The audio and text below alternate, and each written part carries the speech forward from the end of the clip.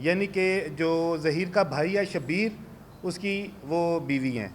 तो मैं चाहूँगा कि पहले नूर बीबी जो हैं ज़हीर की वालदा, वो आपसे बात करें, फिर मैं इसमें थोड़ा सा आपको एक्सप्लेन कर दूँगा। जी अस्सलाम वालेकुम।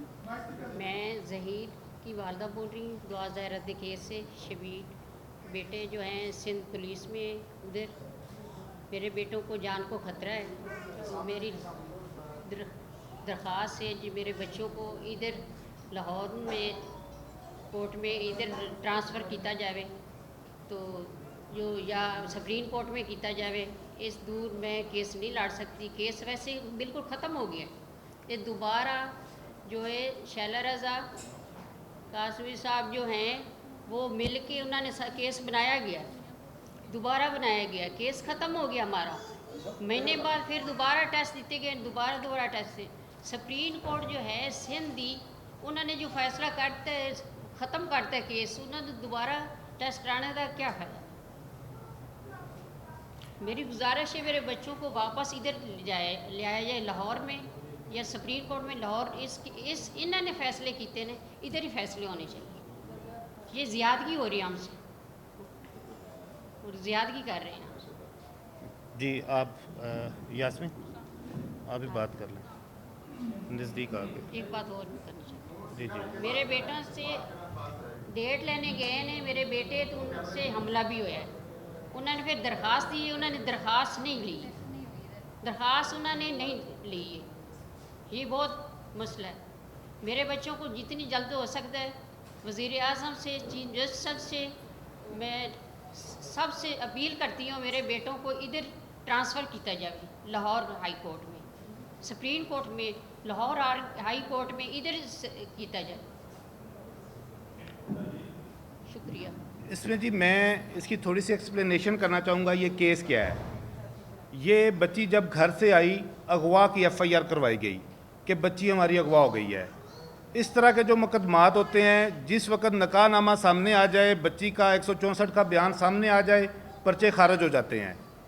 लेकिन सिंध गवर्नमेंट ने इसमें जो उनकी सीनियर वज़ीर हैं शैला रज़ा साहिबा, वो पर्सनली इसमें जो है वो उनको सपोर्ट कर रही हैं। हर प्रेस कॉन्फ्रेंस में वो जो दुआ ज़ारा के वालिद हैं मेहदी काज़मी साहब, उनके साथ खड़ी होती हैं और वो इंटरव्यूज़ में बरमला कह चुकी हैं कि अभी मैं ज़िंदा हूँ, मैं इस केस को कभी भी ख़त्म नहीं होने दूंगी और मैं ज़हीर लोग जो हैं उनको सज़ा दिलवा के रहूँगी। अब यहाँ पे मसला ये है कि देखें, दुआ ज़ारा को सिंध हाई कोर्ट में पेश किया गया। सिंध हाई कोर्ट ने मेडिकल करवाया, 16 से 17 साल उसकी उम्र आई। दुआ ज़ारा को वापस शोहर के साथ भेज दिया गया। दुआ ज़ारा का वालिद सुप्रीम कोर्ट में चला गया। वहाँ पे सुप्रीम कोर्ट ने भी कहा कि बच्ची आज़ाद है, वो जहाँ रहना चाहे, जिसके साथ रहना चाहे रहे। उसके बाद मेडिकल बोर्ड बना। पहले एज आई थी 16 से 17 साल।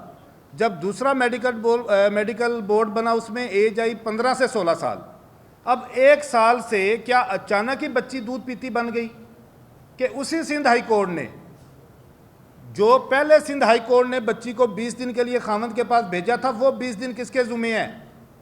वो 20 दिन किसके खाते में आएंगे? हमारा सवाल है ये बहुत बड़ा, कानून नाफिज करने वाले अदारों से, हमारी अदलिया से, कि हमारी जो आला अदलिया है कम अज़ कम वो तो कानून का मजाक ना बनाए। हुमा यूनस का केस था, 14 साल की वो बच्ची थी, उसको वहाँ पे इसी सिंध हाई कोर्ट ने उसके खामद के साथ भेजा। 14 साल एज उसकी इस्टेब्लिश थी। और यहाँ पे 15 से 16 साल भी अगर हम तस्लीम कर लें, 16-17 तो लाहौर के कानून के मुताबिक, पंजाब के कानून के मुताबिक 16 साल लीगल एज है। पंजाब के कानून के मुताबिक 16 साल की बच्ची की आप शादी कर सकते हैं। और ये जो मैरिज रिस्ट्रेंट एक्ट की दफ़ात हैं, वो जो पंजाब में लगनी चाहिए, अगर लगें भी, वो सिंध में लगा रहे हैं। अगवा जो कि हुए ही नहीं है, वो बच्ची बारहा आपके मीडिया पे आके इंटरव्यूज़ दे चुकी है कि मुझे अगवा किसी ने नहीं किया, लेकिन वो कहते हैं कि जी तू अगवा हुई है। अब जो सबसे बड़ी ज़्यादती हो रही है वो ये हो रही है कि ज़हीर और शबीर जो नूर बीबी के बेटे हैं, दुआ का शोहर और दुआ का जो देवर है, वो अबूरी ज़मानत के ऊपर हैं, लेकिन फिर भी पुलिस की हिरासत में है। उनको कहा जाता है जी आपकी जान को ख़तरा है। 4-5 दिन पहले वो सिटी कोर्ट से जब पेशी भुगत के निकले हैं, तो उनको जो है हरासा किया गया, उनके ऊपर हमला किया गया। वो दरख्वास्त लेके एसएचओ के पास गए हैं, एसएचओ ने दरख्वास्त नहीं ली, उसने कहा जी हमें प्रेशर है ऊपर से, हमारी वो भी हरासमेंट की पटिशन चल रही है सिंध हाई कोर्ट में। अब चौथा दिन है आज, क्या करें, किससे लड़ें? चौथा दिन है आज, जब एक सूबे से दूसरे सूबे में किसी को दारुल अमान से उसकी कस्टडी ट्रांसफ़र की जाती है, ज़रूरी होता है चाहे वो मुल्ज़म हो चाहे वो विक्टिम हो कि 24 घंटे के अंदर अंदर मुतलका मैजिस्ट्रेट के पास पेश किया जाए। आज चौथा दिन है, अभी तक दुआ ज़ारा को मैजिस्ट्रेट के पास पेश नहीं किया गया। उसके साथ क्या किया जा रहा होगा इसका हमें नहीं पता। दुआ ज़ारा के अल्फाज है, मैं 2 दिन उसको मिला हूँ, मैं जुमे को आधे घंटे के लिए मिला हूँ, हफ्ते को मेरी तकरीबन 1 घंटा 15 मिनट दुआ ज़ारा से मुलाकात हुई है। दुआ ज़ारा ने कहा जी शैला रज़ा मेरे पास आती रही हैं, 3 दिन जब वो शेल्टर होम में रही थी, शैला रज़ा उसको फोर्स करती रही हैं कि तुम अपने माँ बाप के पास जाओ, अगर तुम माँ बाप के पास नहीं जाओगी तो ज़हीर को नहीं छोड़ा जाएगा। ये ऑलरेडी उसके साथ हो चुका है एक सीनियर मिनिस्टर की तरफ से। इस वक्त ये माँ जी यहाँ पे आई हैं, हमारा सिर्फ एक मकसद है, हम चाहते हैं कि जो चीफ़ जस्टिस ऑफ पाकिस्तान है, जो हमारे कानून नाफज करने वाले अदारे हैं, हमारे आला हुकाम है, जो वो फौरी तौर के ऊपर सिंध से हमें बिल्कुल इंसाफ की तवक्को नहीं है। सिंध में ज़हीर की और दुआ की दोनों की जान को शदीद ख़तरात हैं। हमारी दरख्वास्त है आपके प्लेटफॉर्म से कि हमारा ट्रायल फौरी तौर पे सिंध से ट्रांसफ़र किया जाए, उसको बेशक पंजाब में ट्रायल किया जाए या उसको बेशक इस्लामाबाद में कर लिया जाए, हमें कोई एतराज़ नहीं है। KPK में ले जाया जाए, बलोचिस्तान में ले जाया जाए, सिर्फ सिंध से निकाला जाए। नंबर 2, हमारी ये दरख्वास्त है कि इमीडिएटली जो दुआ ज़ारा है उसको मैजिस्ट्रेट के सामने प्रोड्यूस किया जाए। आज चौथा दिन है, ताकि हमें पता चले दुआ ज़ारा के साथ क्या सलूक वहाँ पे हो रहा है। और तीसरा, जो मेडिकल बोर्ड बना था मुतनाज़ियात दूसरा, जिसमें 10 डॉक्टर्स थे, उसका कलाकमा आपके भाई वकार भट्टी ने कर दिया है। 10 जुलाई 2022 की दी न्यूज़ की खबर में पेज नंबर 3 पे ये खबर है, आप सब दोस्तों ने देखी होगी।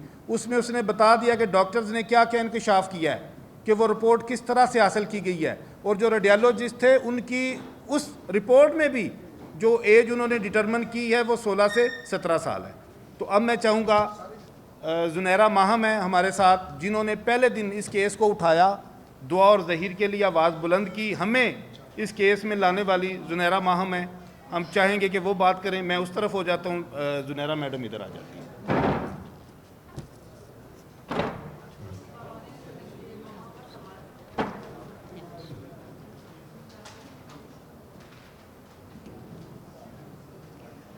जी अस्सलाम वालेकुम टू ऑल, और आप सब लोगों का बहुत बहुत शुक्रिया जो यहाँ पर आए हैं। और ये एक ऐसी फैमिली है, दुआ ज़हरा से मेरी पहली मुलाकात तब हुई थी जब मैंने उसका पहला एक्सक्लूसिव इंटरव्यू किया था। और जब मैं उससे पहली बार ज़िंदगी में मिली थी तो बिल्कुल इसी तरह जैसे अभी आप लोग मेरे लिए अजनबी हैं यहाँ पर, लेकिन उसने मुझसे मदद की अपील की थी। उसने जो मुझसे पहली बात की थी वो ये की थी कि जब वो कराची के शेल्टर होम में थी तो बकौल दुआ ज़हरा के उसके सिग्नेचर्स मौजूद हैं, उसकी स्टेटमेंट जो है वो जाफ़री साहब जो उनके वकील हैं उनके पास मौजूद है, जिसमें उसने ये कहा था कि शहला रज़ा की तरफ से जो मिनिस्टर है वहाँ सिंध की, उनके ऊपर टॉर्चर किया जाता रहा है। और बकौल दुआ ज़हरा के 3-3 घंटे तक वो उसके पास डेली आकर बैठती थी, क्योंकि हमारा जो मेरा इन्फॉर्मेशन का सोर्स था वो ये था कि शायद वो एक मरतबा आई हैं, लेकिन दुआ ज़हरा के बकौल वो रोज़ाना आती थी और 3-3 घंटे उसके पास बैठती थी और उसको बहुत ही ख़तरनाक किस्म की बातें करती थी, जिसमें से 2 बातें मैं आपको बता देती हूँ। नंबर 1 ये कि अगर तुमने अपनी स्टेटमेंट को ना बदला तो हम लोग इसे लिसानियत की बुनियाद पे और फ़िरका वारियत की बुनियाद पे हम जो है ना इसको लेकर जाएंगे। और दूसरे नंबर पे जो उन्होंने बात की वो ये थी कि वो दुआ ज़हरा को ये कहती थी कि तुम्हारे जो वालिद हैं मेहदी काज़मी, वो पैसा खर्च नहीं कर रहे, इस केस में पैसा मैं खर्च कर रही हूँ। तो मैं ये जानना चाहती हूँ कि वो किस हैसियत से वो पैसा खर्च कर रही थी, और अगर वो मदद की नीयत से या NGO की वजह से कर रही थी तो फिर उनको इसमें न्यूट्रल रहना चाहिए था। और वो खुलेआम जितने भी उनके इंटरनेट के ऊपर भी अगर आप देखेंगे जितने भी इंटरव्यूज़ मौजूद हैं व्लॉगर्स को भी, वो यही कहती हैं कि मैं अभी ज़िंदा हूँ और हर सूरत लड़की को उसके पेरेंट्स के पास भेजूँगी। जबकि दुआ ज़हरा जो है वो बालिग है, किसी अदालत ने उसको माइनर नहीं कहा और वो अपनी मर्ज़ी से अपने शौहर के साथ रहना चाहती है। मुझसे मेरा जो इस केस में किरदार है वो सिर्फ इतना है कि बीइंग अ मीडिया पर्सन, क्योंकि मेरी एक आवाज़ है, आप लोग मेरी बात सुन सकते हैं। तो वो लड़की जो थी वो मुझसे यही कहती थी कि आप मेरी आवाज़ बने और मेरी आवाज़ जो है वो आगे पहुंचाएं, और अल्हम्दुलिल्लाह आज मैं उसकी आवाज़ आप तक पहुंचा रही हूँ। जी चूँकि हर यहाँ पर मौजूद हर शख्स इस केस को कवर कर रहा है, तो चूँकि आपने कहा कि हम आपके लिए स्ट्रेंजर और आप हमारे लिए स्ट्रेंजर हैं, और दुआ ज़हरा भी आपके लिए वैसे ही स्ट्रेंजर थी, तो जब पुलिस ने उसको प्रोड्यूस किया पहली बार तब मीडिया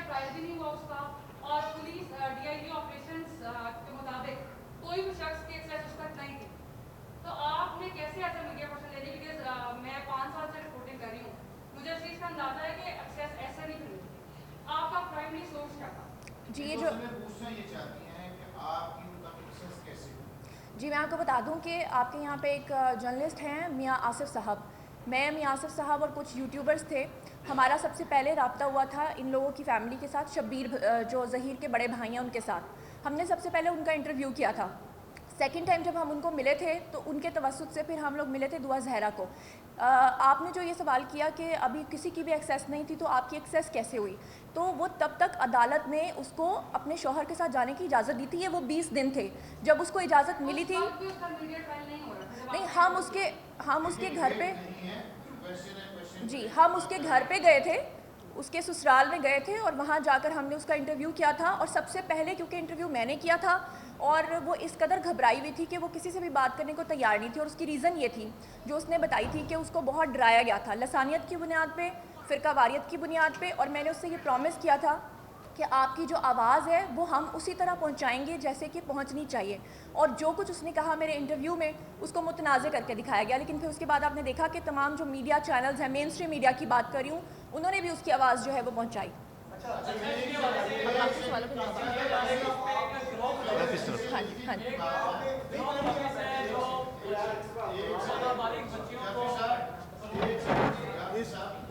इस पूरे केस के बारे में जो भी सवालों का हम जवाब देंगे, आप एक एक करके पूछिए।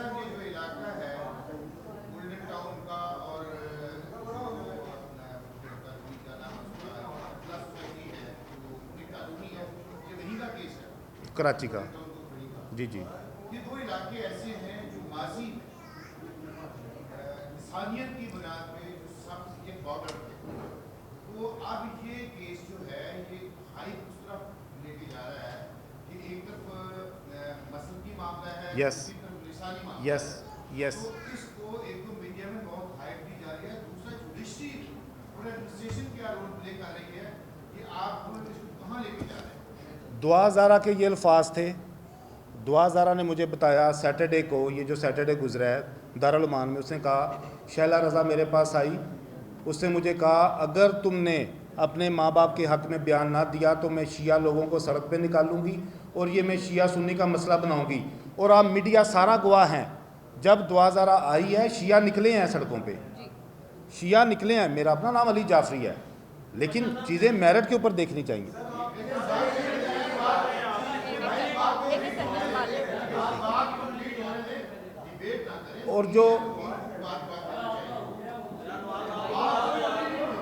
और जो अदलिया का, एक मिनट जी, मैं चूँकि मैं वकील जो होते हैं वो ऑफिसर्स ऑफ द कोर्ट होते हैं, जो अदलिया का उन्होंने सवाल किया बिल्कुल ठीक सवाल किया है।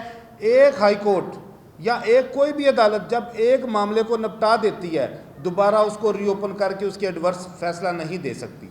ये जो ऑर्डर किया गया था पहले जब इन्होंने इंटरव्यू भी किया था जिसका सवाल हुआ इन पे, जब सिंध हाई कोर्ट ने दुआ को खामंद के साथ भेजा था, उसके बाद सुप्रीम कोर्ट भी चले गए। सुप्रीम कोर्ट ने मेहदी काज़मी को कहा कि हम आपकी 12 घंटे के लिए मुलाकात करवा देते हैं, अगर बच्ची फिर भी आपके साथ ना गई तो फिर उसने कहा जी मैंने ऐसे नहीं मिलना, मैंने बच्ची ही लेनी है, मुझे जिस तरह मर्जी दें। ये अदालतों का यहाँ पे जो अब रिसेंट फैसला आया 21 जुलाई का ऑनरेबल हाई कोर्ट सिंध का, वो मतनाज़ा फैसला है जी, हम उस फैसले को नहीं मानते।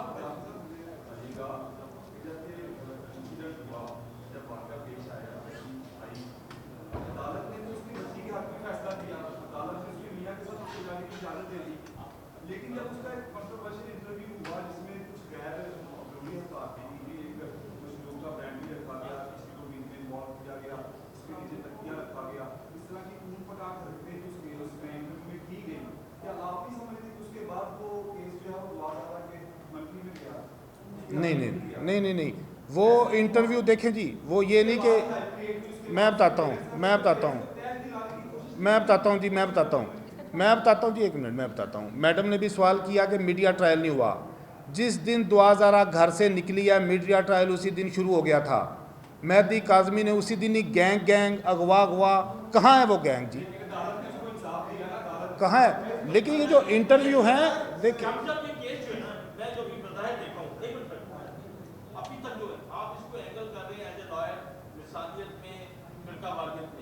मुझे ये फैमिली जो नजर आ रही है, ये मसला गुर्बत और अमारत का है। आप इसको जिस स्टैंड पे डाल देना उससे ये केस ज्यादा हो जाएगा, ज्यादा खराब होगा। सर मैं बता देता हूँ देखें बच्ची कोई वहाँ पे मलीर कैंट के कोई 10 कनाल के बंगले से नहीं आई, 1.5 मरले के 1.25 कमरे के फ्लैट से आई है। मेहदी काज़मी कोई काम नहीं करता, ऑनलाइन क्रिप्टो करेंसी का वो काम करता है जो कि पाकिस्तान में वैसे इलीगल है। 70,000 रुपये उसकी आमदन है, ये उसकी बेटी के अल्फाज हैं। ज़हीर का प्लॉट था बैरिया टोल में जो 26 लाख का उसने बेचा है, किस्तों पे उसने लिया हुआ था, अपना केस लड़ रहा है। उसके भाई का प्लॉट था जो पहले उन्होंने बेचा है, वो उन्होंने अपना केस, अभी भी उनके घर से हम रात को विज़िट करके आए हैं। 3 मरले का घर इस वक्त भी इन्होंने डबल स्टोरी रेंट पे लिया हुआ है, जिसमें ऊपर वाला पोर्शन दुआ को दिया हुआ था। अपने पेरेंट्स से ज़्यादा इन्होंने उसको खुश और आज़ाद रखा है। ये चीज़ें बिल्कुल अब क्लियर है।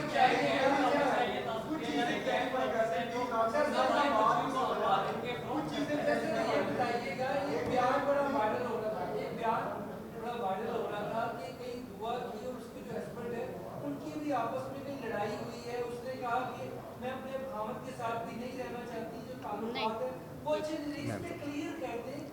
क्या कोई लड़ाई हुई थी या फिर केस में बयान नहीं की थी, क्या चलो ये हुआ क्या था, जब ना 40, 42, 45 साल की कोई औरत जाती है ना दारुल अमान, तो वो एक तहरीर लिखी जाती है जी मेरे खामंद के साथ हालात ठीक नहीं रहे।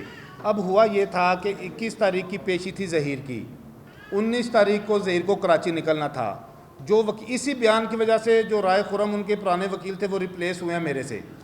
उन्होंने अपने मुंशी को कह दिया, उनके मुंशी ने जाके वहाँ पे एक दरख्वास्त लिख के दे दी जिसमें उन्होंने जो एक मक्खी पे मक्खी मारना होता है वही कंटेंट जी मेरे खामंद के साथ हालात ठीक नहीं है, मेरे पास कोई आसरा नहीं है, मुझे यहाँ पे जगह दी जाए।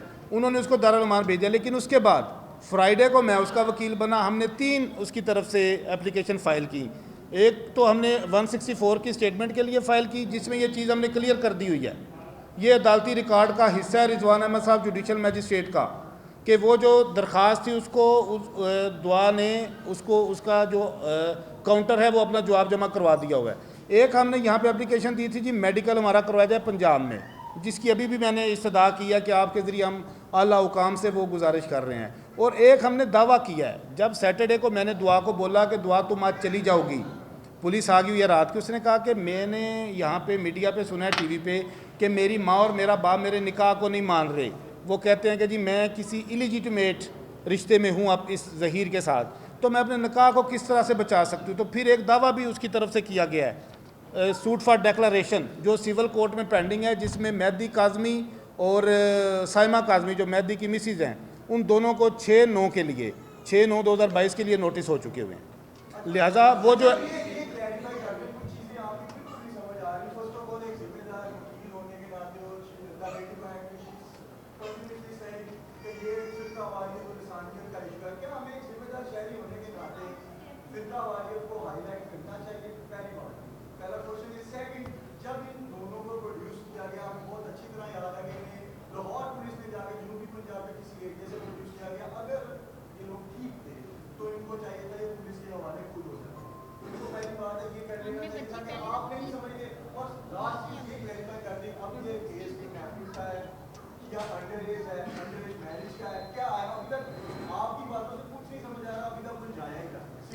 मैं बताता हूँ,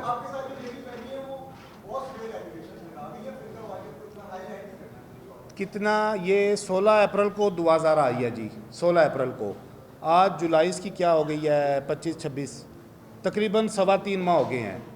ज़हीर या ज़हीर की फ़ैमिली या ज़हीर के वकला की तरफ से आज तक लसानियत फ़िरका वारियत का कोई इल्ज़ाम लगाया गया हो। आज हमारे कंसर्न्स हैं, मियाँ आसफ साहब का मैं शुक्रिया अदा करता हूँ जिन्होंने हमें प्लेटफॉर्म दिया, आप सब भाइयों से मिलवाया। आज हमारे कंसर्न्स हैं, कंसर्न ये हैं कि बच्चे कराची में हैं, बच्चों के ऊपर अटैक हो रहा है, बच्चों की एप्लीकेशन नहीं ली जा रही। कंसर्न्स ये हैं बच्चे बेल के ऊपर हैं लेकिन पुलिस की कस्टडी में हैं। कंसर्न्स ये हैं 4 दिन हो गए हैं सिंध गवर्नमेंट में पंजाब से बच्ची वहाँ पे शिफ्ट हुई है, बच्ची को मैजिस्ट्रेट के पास पेश नहीं किया जा रहा।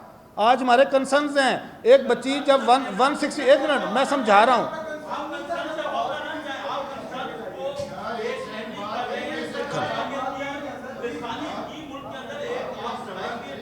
जी मैं पूरी जिम्मेदारी से देखें जी मैं पूरी जिम्मेदारी से, एक मिनट, जो मैडम ने बात की है, मैं एक मिनट जी, जो मैडम ने बात की है मैं पूरी ज़िम्मेदारी से उसको जो है वो मैं ज़िम्मेदारी लेता हूँ। दुआ ज़ारा को मैं आपके प्लेटफॉर्म से कहता हूँ हर चैनल ये सुनाए, दुआ ज़ारा को आज लाइव लिया जाए।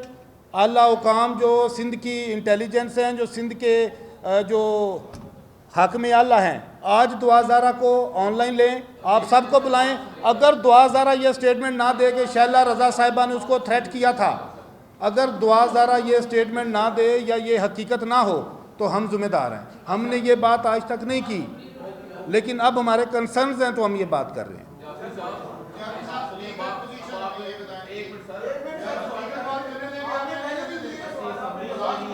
ये जो मैं ये जो सवाल कर रहे हैं ना, देखें भाईजान ये जो मेरी बात सुने भाईजान, मैं लेट मी मेरी यार सुने मैं आपके हर लीगल सवाल का जवाब दूंगा, लेकिन वो जो सवाल कर रहे हैं मसला ये है, लीगल मसला नहीं है। मैं आपको लीगल में जवाब दूंगा, लेकिन ये जितनी बातें कर रहे हैं मसला ये है, ये केस क्या है, ये मीडिया के ऊपर केस है, ये चंद यूट्यूबर्स हैं जो अफवाहें फैला रहे हैं इस तरह की। ये केस लीगली देखा जाए, जिस वक्त आप में से बहुत से लोग इस चीज़ से वाकिफ़ होंगे, जिस वक्त 164 की स्टेटमेंट हो जाए, अब्दक्ती खुद कह दे, मगविया खुद कह दे कि मुझे अगवा नहीं किया गया, लीगल इसकी तो वहीं पे एंडिंग हो जाती है। अब ये जो भाई बातें कर रहे हैं कि लोगों को कंफ्यूज किया जा रहा है, गैंग कहाँ है गैंग? 2 सूबों की पुलिस ने, CIA ने, अब SPU के पास केस है, 2 सूबों की इंटेलिजेंस ने इस केस को इन्वेस्टिगेट किया है। एक सूबे की सीनियर वजीर आपने नहीं देखा मीडिया में, मेहदी काज़मी के कंधे के साथ कंधा मिला के खड़ी होती हैं वो शैला रज़ा साहिबा। जो बातें शैला रज़ा ने जो थ्रेट किया है, जब हमें वो चीज़ें नज़र आ रही हैं, क्या वो बच्चे, इस माँ के 2 बच्चे जो हैं वो दियारे गैर में हैं, वो उनके रहमो करम पे हैं। हमारा कंसर्न है हम लोगों को बताएं कि इस केस के पीछे मारूकात क्या थे, इस केस को इतना क्यों उठाया गया है। मैं अगर आप कहते हैं, मैं कसम खा के कहता हूँ, वकील पार्टी नहीं होता, मैं कसम खा के कहता हूँ, मुझे दुआ ज़ारा ने बताया है उसका अपनी फैमिली में किसी के साथ रब्ता हुआ है, पेपाल पे 1.5 करोड़ रुपये तक अभी तक मेहदी काज़मी पैसे इकट्ठे कर चुका है। ये दुआ ज़ारा के अल्फाज हैं। शैला रज़ा की जितनी बातें हैं ये दुआ ज़ारा ने की हैं। हम तो पर्सनली जानते नहीं है दुआ मेहदी काज़मी। हमने लीगल बात ये करनी है कि केस आप उस केस को ट्रांसफर करवाने के लिए या सुप्रीम कोर्ट में जाते, सुप्रीम कोर्ट में जाते, आप दोबारा मीडिया में आए हैं, तो इस केस को सिर्फ मीडिया में ही क्यों इतनी हाइप हो दिया? हमने, क्योंकि ये सर दूसरी तरफ से भी केस मीडिया खेला जा रहा है। आपके पास आने का मकसद ये है, हमने एप्लीकेशन दी है जी, ये एप्लीकेशन है जी, 1 मिनट जी, किया हमने, वो उधर भी गए हैं, हमने चैलेंज कर दिया हुआ है, हम केस ट्रांसफर में भी जा रहे हैं, क्वेश्चनमेंट में भी जा रहे हैं। ये हमने जनाब चीफ जस्टिस साहब को भी लेटर लिख दिया है इनकी तरफ से, और प्रेसिडेंट ऑफ पाकिस्तान को भी हमने एप्लीकेशन दी है, प्राइम मिनिस्टर ऑफ पाकिस्तान को भी हमने एप्लीकेशन दी है। जितने इनके कंसर्न्स हैं, देखें लीगली चीज़, मैंने भी शायद इनको कहा होगा कि हम अदालतों में लड़ते हैं, लेकिन एक माँ है, उससे अपने बच्चों की ज़िंदगी से ज़्यादा कोई चीज़ नहीं है। वो चाहती है कि मेरी आवाज़ जितनी जल्दी हो सके।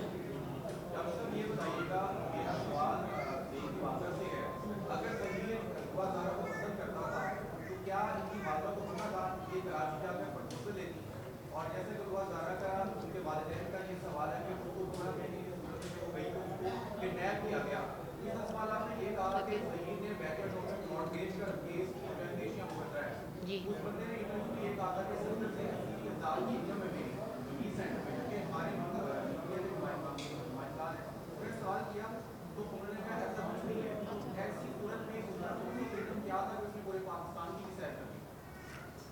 ਉਹ ਪੁੱਛ ਰਹੇ ਨੇ ਤੁਸੀਂ ਰਿਸ਼ਤਾ ਲੈ ਕੇ ਗਏ ਸੋ? जी रिश्ता लेते ਅਸੀਂ गए सी कराची चाचे के घर, जहीर दे चाचे के घर जाना से उनके घर। बच्ची ने रास्ते में उन्हें मना करता है, मेरी वालदा ने मना किया है, पापा ने मना किया है, रिश्ता लेने हमारे घर नहीं आए। ठीक है, हम लोग नहीं गए, हम लोग रास्ते में आधा सफ़र कर रहे हैं। बच्चा ने क्या है भी, हम लोग रह जाते हैं, हमारे कज़न हैं, आप मना लो, अगर मान जाएंगे तो हम आ जाएंगे खुशी से, नहीं मानेंगे तो हम वापस आ जाएंगे। वो नहीं माने, हम वापस आ गए। ये रिश्ता लेके गए थे जी, ये रिश्ता लेके गए थे, ये बारहा मान चुके हैं। वहाँ पे दुआ ने बोला था आप आ जाएं, मेरे घर बात करें। तभी दुआ को उन्होंने मारा भी था, ये चीज़ें दुआ खुद भी कर चुकी है, लेकिन इनको घर में आने नहीं दिया। ये 3-4 दिन वहाँ पे रुके भी, ये 3-4 दिन रुके भी, फिर ये वापस आ दुआ गए। जी सर। वापस, दुआ खुद ही वापस पीछे आ। जब से ये ऐसे ये केस चल रहा है, आप लोगों को यानी कि आपके जो ये लोग बैठे हैं जिनका आप केस लड़ रहे हैं, आप लोगों को कहा गया कि आप माफिया हैं। अगर तमाम चीज़ें देखी जाएं, आप लोग छुपते रहे, पुलिस भी आपको तलाश करती रही, उसके बावजूद आप लोग मिले नहीं। अब आप इस प्लेटफॉर्म को यूज़ कर रहे हैं, आपने मीडिया तक को नहीं एक्सेस की उस दौरान। जी, जब FIR हो जाए, जो ज़हीर है वो 20-21 साल का है, जो ज़हीर का भाई शबीर है वो मेरा ख्याल है 24-25 साल का होगा, सफ़ेद अनपढ़ ये हैं, दर्जा 4 में ये पंजाब यूनिवर्सिटी में मुलाजम है, खामद इनका नहीं है।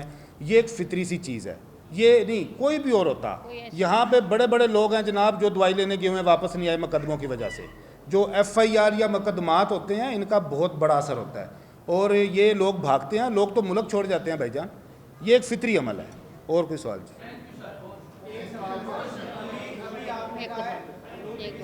जी जी